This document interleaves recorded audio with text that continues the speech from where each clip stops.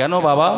ইসলামের কথা তুমি বলো, ইসলামের কথা আমি বলি, সবাই মিলে বলে দ্বীনের কথা বলুক, ধর্মের কথা বলুক, কোরআন হাদিসের কথা বলুক, সারা শরীয়তের কথা বলুক। এত দ্বন্দ্ব কেন, বিচ্ছেদ কেন?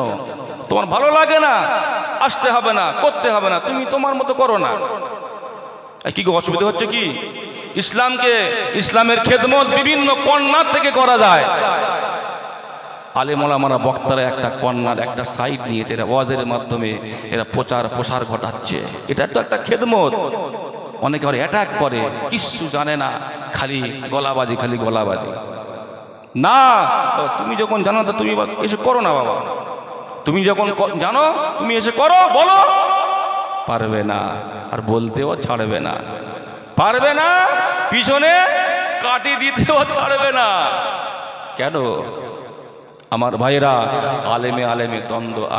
আমি আজকের এই মিডিয়ার মাধ্যমে বলতে চাই যে আলেমরা আমরা একতা হই, আমরা ঐক্যবদ্ধ হই, আমরা দলবদ্ধ হই, নাহলে কিন্তু আমাদের বাঁচার কোনো উপায় নাই। আজকে দেখছেন না, ওয়াকফ মানে বিল তৈরি করেছে, এই মুসলমানদের মসজিদ থাকবে না, মুসলমানদের হাতে মাদ্রাসা থাকবে না, ঈদগাহ খানকা থাকবে না, সব জোর করে নিয়ে নেবে। ওই জায়গায় সরকার থেকে লোক পাঠাবে, রক্ষণাবেক্ষণ করবে। আপনি মানতে পারবেন তো? আপনার এই গ্রামের মসজিদে আপনারা যে দেখভাল করেন তো এ থাকবে না।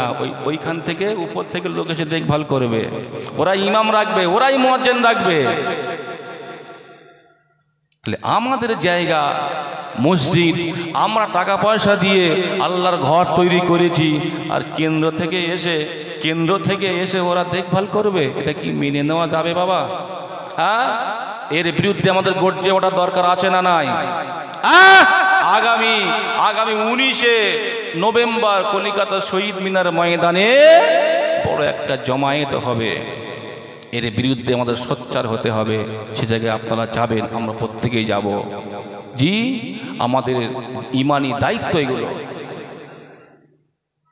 আলেমদের সমস্যা আলেমরাই মেটাবে। আর আলেমদের সমস্যাটা এই আম লোকের কাছে এমনভাবে ফেস করছে, মানে একটা জঘন্য জিনিস ঘটে যাচ্ছে। কেন? আমি তো আলেম, আমি তো মাওলানা,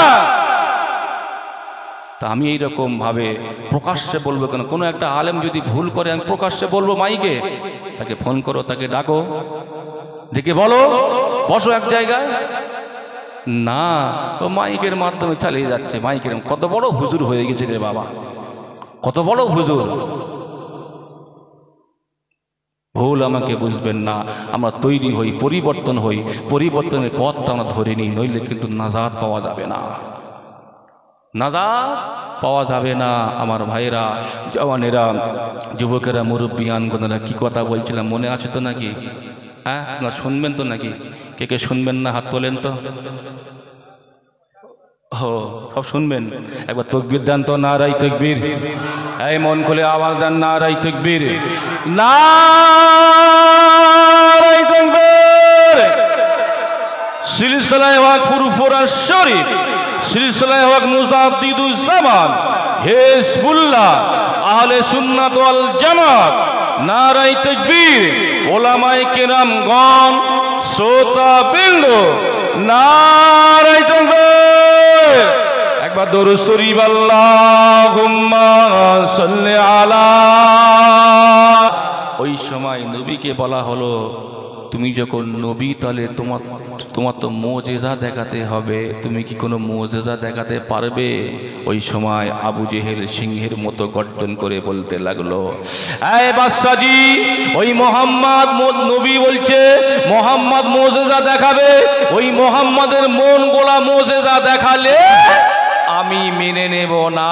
আমি আবু জেহেল যে মুজিজা দেখাতে বলবো, যেটা করতে বলবো, যদি ওই মোহাম্মদ এখানে করে দেখাতে পারে, আমি আবু জেহেল কথা দিলাম আজকে আমার দলবল সকলকে নিয়ে ওই মোহাম্মদের হাতে হাত দিয়ে কলেমা পড়ে মুসলমান হয়ে যাব।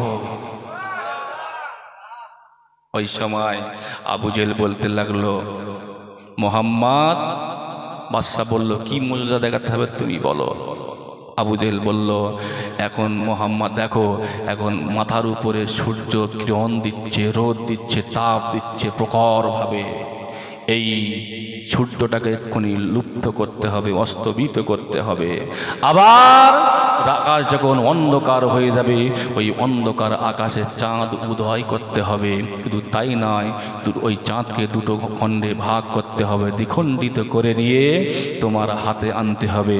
আবার যদি পুনরায় সব চাঁদ এক লাগিয়ে দেবে, জোড়া করে দেবে, আবার চাঁদটা নিভিয়ে দিয়ে সূর্য চলে আসবে।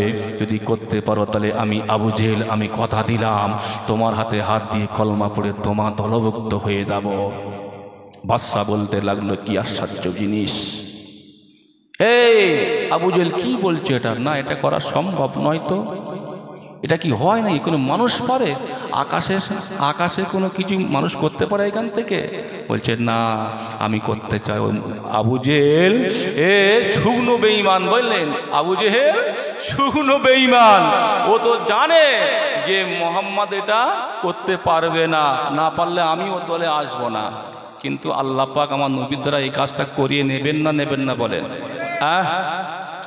ওই সময় বাদশা বলতে লাগলো, মোহাম্মদ তুমি তো শুনেছ সব কথা, তুমি তো সব কথা শুনলে, তুমি কি এই মুজিজা দেখাতে পারবে? এই কাজ কি তুমি করে দেখাতে পারবে? আমাদের নবী, দয়া নবী, মায়া নবী হুজুর আমার এমন সময়তে বলতে লাগলো, আমার আল্লাহ পাক যদি আমার সহায় থাকে আমি ইনশাআল্লাহ করে দেখাবো। তবে মাস্টারজি আমার একটু সময় দিতে হবে। আমি ওই সময় নিয়ে 2 রাকাত নামাজ আদায় করব। আর একটু জোরে বলুন সুবহানাল্লাহ। ও ময়দানের জনের যুবকেরা, মুরব্বিয়ান গণেরা, আমাদের নবী যখন কোনো বিপদের মধ্যে পড়তেন, আল্লাহকে স্মরণ করতেন নামাজের ভিতর দিয়ে। আমাদের নবীর সাহাবায়ে কেরামেরা যখন কোনো বিপদের মধ্যে পড়তেন, স্মরণ করতেন নামাজের ভিতর দিয়ে। ফাতেমাতুজ জোহরা রাদিয়াল্লাহু আনহা যখন কোনো বিপদের মধ্যে পড়তেন, নামাজের পাটিটা ফেলে নামাজে দাঁড়িয়ে যেতেন, নামাজ আদায় করে আল্লাহর কাছে সাহায্য চাইতেন। বাবা, কিন্তু সমাজের বুকে তাকালে দেখতে পাওয়া যায় এই মুসলমান বলে দাবিদার, ইমানদার বলে দাবিদার, নবীর উম্মত বলে দাবিদার, কিন্তু দেখা যায় এই মুসলমান সব করে কিন্তু নামাজটা পড়ে না। ঠিক নয়? মসজিদ করেছি সুন্দর পাকা, তাই তো 500 টাকা চাঁদা চেয়েছে, দিয়েছি 1000 টাকা, নিয়ে যা ঘর কর, মসজিদ কর। মসজিদে আয়, বলে ও গুড়ে বালি, ও মসজিদে যাওয়া যাবে না। আমার মতো চালাকুতুর মানুষ, জ্ঞানী গুণী মানুষ যদি মসজিদে যায়, আমার মান সম্মান থাকবে? আর এই ঠিক না বেঠিক? কেন এ মুসলমান সব করে এ মসজিদে যায় না, নামাজ আদায় করে না? আজকে এমন করে কেন্দ্র সরকার এই ওয়াকফ সম্পত্তিতে মানে হস্তক্ষেপ করছে কেন? এটা আমাদের বুঝতে হবে। আমরা সেখানে যাব না, দেখব না, সময় দেব না, হস্তক্ষেপ তারা করবে, অটোমেটিক বেহাত তো হবে। এই বাবা, যদি আমার 1 বিঘা জায়গার উপরে আমি দীর্ঘ 10 বছর না যাই, কি গো জায়গা কি আমার দখল দেবে? আর এখানে তো কেউ আসে না, এ মালিক আসে না, হয়তো মালিক মরে গিয়েছে, এই জায়গাটা সব ভাগ করে নিয়ে এলে, এমন তো হবে নাকি? এটা তো সেই রকম কল হচ্ছে। মসজিদ করেছি, মসজিদে যাব না, ঈদগায় যাব না, দেখভাল রক্ষণাবেক্ষণ করবো না, দায়িত্ব নেব না, তাহলে তো আপনার কিনা বেহাত হওয়ার সম্ভাবনা বেশি আছে। এত চিৎকার চেঁচামেচি ভাই, তবে পরিবর্তন হয়, শুধরে নিই আমরা।